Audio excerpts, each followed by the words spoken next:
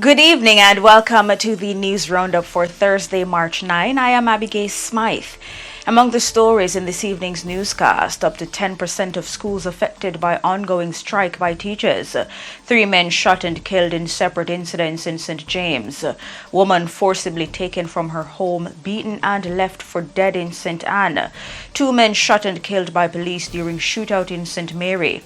In business, Finance Minister tables national budget that will not be funded by new taxes. In the region, hospital closes in Haiti as a result of sharp rise in gang violence. Further overseas, British Labour MP calls for Prime Minister to enter negotiations with Caribbean leaders on paying reparations. And in sports, West Indies frustrates South Africa on the second day of their second test. Teach them! Always make sure the message reach them! Now for the news in detail. Minister of Education Favour Williams says up to 10% of the nation's schools have been affected by the ongoing strike by teachers. Teachers have been restive since last Friday, with many voicing their displeasure at the deal offered by the government under the compensation review exercise.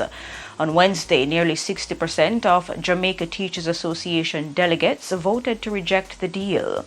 Some teachers took their displeasure to the Ministry of Finance on Wednesday, where they protested outside. We are teachers and we have been going above and beyond our duties, doing so much. We are the backbone and the cornerstone to all the professions you can think of this day.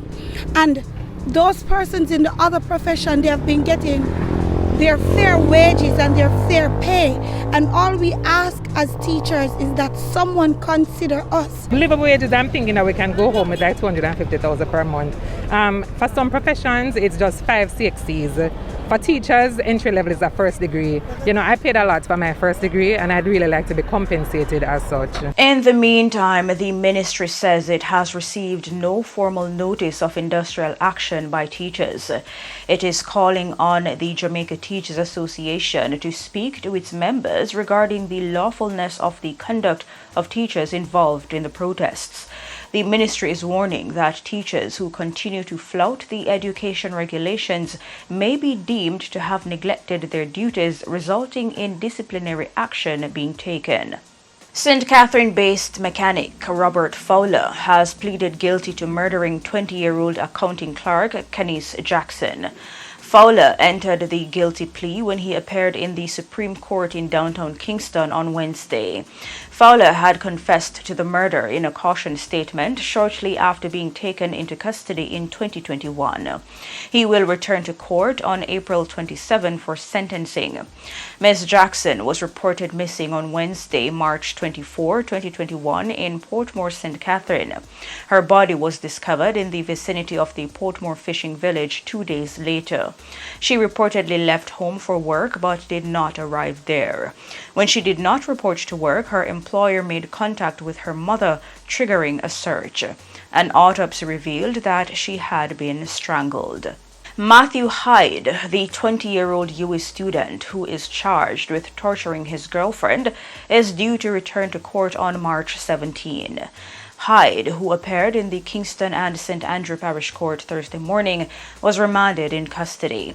His attorney, King's Counsel Peter Champagny, informed the court that further inquiries are being made of Hyde to generate a report concerning the incident. He says the report will assist with the management of the case.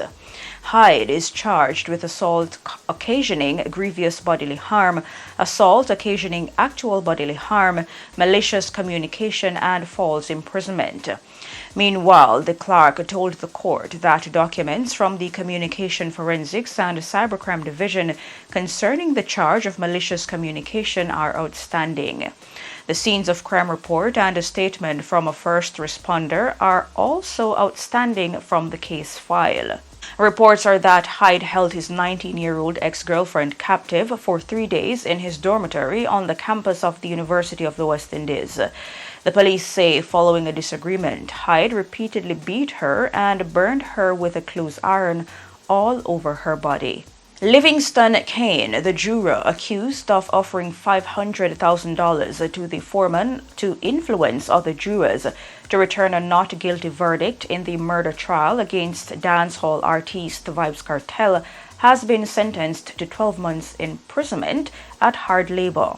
The sentence was handed down by Parish Judge Maxine Ellis in the Kingston and St. Andrew Parish Court on Thursday after being postponed twice due to Kane's illness that had landed him in hospital. Kane is to spend 9 months in prison as he was remanded on December 13, 2022 after he was found guilty of attempting to pervert the course of justice, and that was added as the time spent.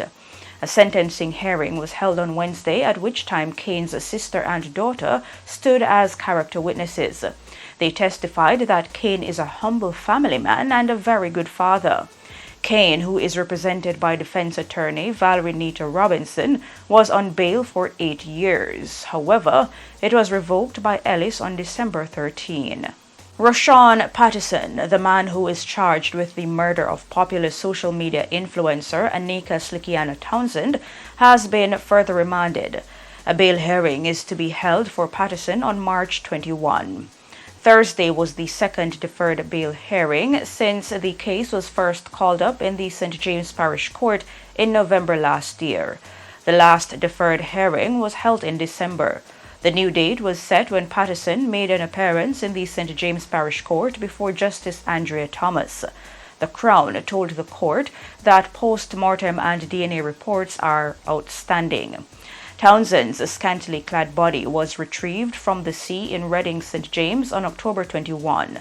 On November 11, the police had stated that Townsend traveled from Kingston to Montego Bay, where she was picked up by Patterson at approximately 7:30 p.m. on October 20. During the evening, they visited a restaurant in Hanover and a guest house in St. James. At some point during the night, an argument reportedly developed between them. Patterson is accused of strangling Townsend and disposing of her body. Patterson was named as a person of interest on October 22. He was picked up at a guest house in Hanover by a police Area 1 operational team on November 2 after missing at least 2 deadlines to turn himself in. A man was shot and killed along Anthurium Avenue in Longville Park, Clarendon, Wednesday night. Police have identified the deceased as a 30-year-old Ryan Forbes, also known as Tyrone and Tallman, of Farm Effortville in the parish. Reports are that about 8:30, residents heard several loud explosions and summoned the police. On their arrival, Forbes was found along the roadway with what appeared to be gunshot wounds to the upper body. He was transported to hospital where he was pronounced dead.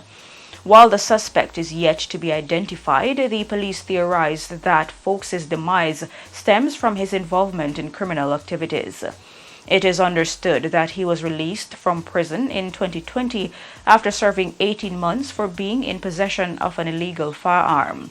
The murder has caused worry for residents of Longville Park as one of the country's most notorious gangsters, Nesta Bigger Crime Morrison, was shot and killed in the community by security forces a month ago. Since the incident, the police have raised an alarm, imploring residents to be more vigilant, citing the migration of criminals to relatively peaceful communities. 3 men were shot and killed in separate incidents in St. James on Wednesday. The police say the incidents all took place in under 12 hours. The men, who are all from St. James, have been identified as a 33-year-old Sean Porter, otherwise called Cricks, a bartender of Cornwall Courts, 22-year-old Derek Ellis of Shantytown in Norwood, and 37-year-old Jermaine Hood, otherwise called Pinches, of Pele Drive in Flanker. Porter was shot and killed by a lone gunman about 9 o'clock Wednesday morning while he and his common-law wife were at home in Cornwall Courts. About 7:15 p.m., Ellis was sitting on his veranda in Shantytown, Norwood, when he was ambushed and shot by unknown assailants. Hood was gunned down about 20 minutes later while talking on his cell phone along Pele Drive. The police in St. Anne are probing a suspected case of kidnapping after a woman was forcibly taken from her home Tuesday night. Police say the woman, who is from Ocho Rios, was kept for more than 12 hours, mercilessly beaten and thrown in a garbage bin where she was left for dead. It was reported that around 10 p.m., the 28-year-old woman was at home when a man entered the house and used a cloth bag to cover her face from behind. She reportedly did not get a chance to look at her attacker, who took her into a waiting motor car. Police say the man took her to an abandoned house in the Brownstown area of the parish, where he continuously beat her, causing swelling to the left side of her face and cuts all over her body. While beating her, the man reportedly kept asking her the whereabouts of her boyfriend. She was left in the abandoned house until around 12:30 p.m. Wednesday, when the man took her out and threw her into a garbage bin outside. She was assisted to the Brownstown police station by a passerby. Investigators later discovered that the woman's boyfriend is in police custody after being charged with a recent larceny incident. 2 men were shot and killed by the police during a shootout in St. Mary early Tuesday morning. It is reported that a police team was on patrol around 3 a.m. in Anata Bay when 4 men were seen loading goods from a business establishment into a white Toyota Probox motor car. Upon the approach of the police, the men reportedly opened gunfire, which was returned by the police. When the shooting subsided, 2 of the men were found suffering from gunshot wounds, while the other 2 escaped on foot. The police seized the handgun and the car. The injured men were pronounced dead at hospital, and a search is on to locate the other 2 men. In business news, the Finance Minister Dr. Nigel Clark has again tabled a national budget that will not be funded by new taxes. Dr. Clark, who opened the budget debate in the House of Representatives on Wednesday, noted that for an 8th straight year, the government will not introduce any new net taxes. He said the government has also reduced tax rates for the 6th consecutive budget cycle. He also asserted that the administration was being, quote, very clinical by finding those areas where the tax yield is very low but the frustration very high, where we earn little from the tax advance but we stymie economic activity, end quote. In the region, Doctors Without Borders in Haiti announced on Wednesday that it was forced to temporarily close its hospital in Cité Soleil. This as a result of a sharp rise in gang violence that has left dozens dead in recent weeks. The slum has been the site of repeated clashes between gangs. Officials note that large numbers of stray bullets have hit the hospital compound and that it's nearly impossible for the sick and injured to reach the institution for care. The organization adds that in recent days, staff members at another nearby hospital have admitted up to 10 times the usual number of people with gunshot wounds.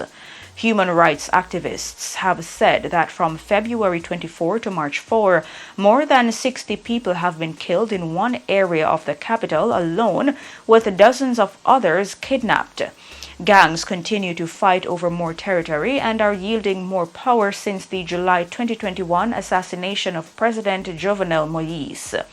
Prime Minister Ariel Henry has repeatedly asked the international community for the deployment of foreign troops, a request that has gone unanswered since October. On the international scene, a British Labour MP, Clive Lewis, has called for Prime Minister Rishi Sunak to enter negotiations with Caribbean leaders on paying reparations for Britain's role in slavery following the historic announcements by the Trevelyan family.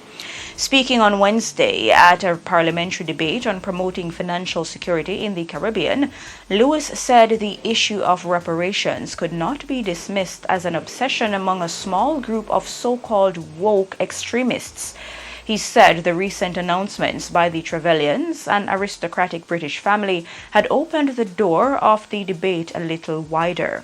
The Trevelyans made history by traveling to Grenada to publicly apologize for the ownership of more than 1,000 enslaved Africans and committed to paying reparations.